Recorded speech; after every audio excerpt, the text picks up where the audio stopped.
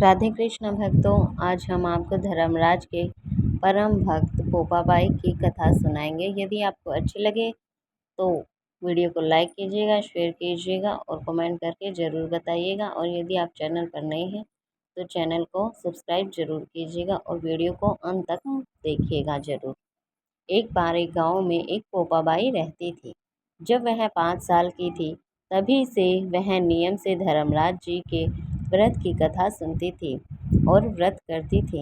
एक दिन उसने अपने भाई व भाभी से कहा कि मैं शादी नहीं करूँगी। अब मैं अपना समय भगवान की पूजा अर्चना में ही बिताना चाहती हूँ।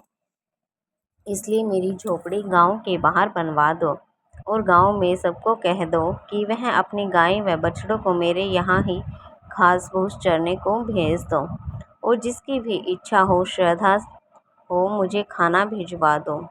एक दिन नगर का राजा शिकार खेलने जंगल में आया और गांव के बाहर जंगल के पास बनी झोपड़ी को देखकर रुक गया।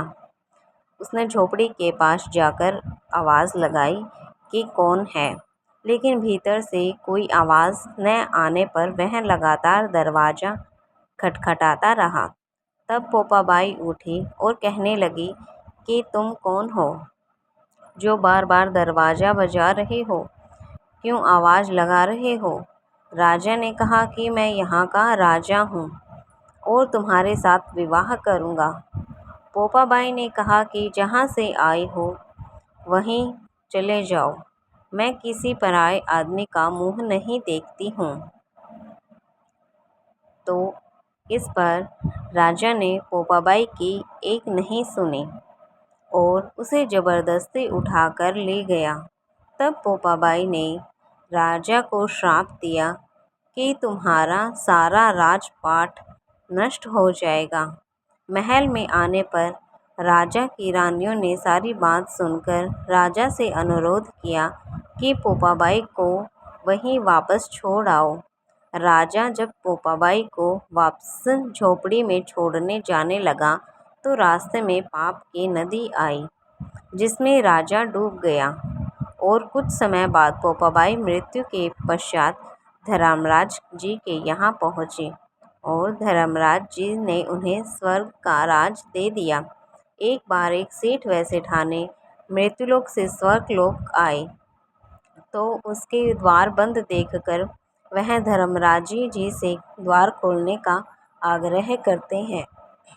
धर्मराज जी कहते हैं इस द्वार पर पोपाबाई का राज है। इस पर सेठ सेठानी कहते हैं कि हम पोपाबाई को नहीं जानते। धर्मराज जी उन दोनों की बात को सुनकर कहते हैं कि तुम दोनों 7 दिन तक मृत्युलोक में रहो और 8 खोपरा से राई भरकर 5 कपड़े ऊपर रखकर कहानी सुनकर उद्यापन करना और कहना कि राज है पोपाबाई, लेखा लेखी राई राई का। सारे बोलो पोपाबाई की जय, इससे तुम्हें सरलोक मिल जाएगा। तो यह जानकारी कैसी लगी आपको? कथा अगर अच्छी लगे तो लाइक कीजिएगा, शेयर कीजिएगा और कमेंट करके ज़रूर बताइएगा। और यदि आप चैनल पर नए हैं तो चैनल को सब्सक्राइब कीजिएगा और साथ में बेल आइकन को दबाइएगा जिससे आपको नोटिफिकेशन मिलता रहे।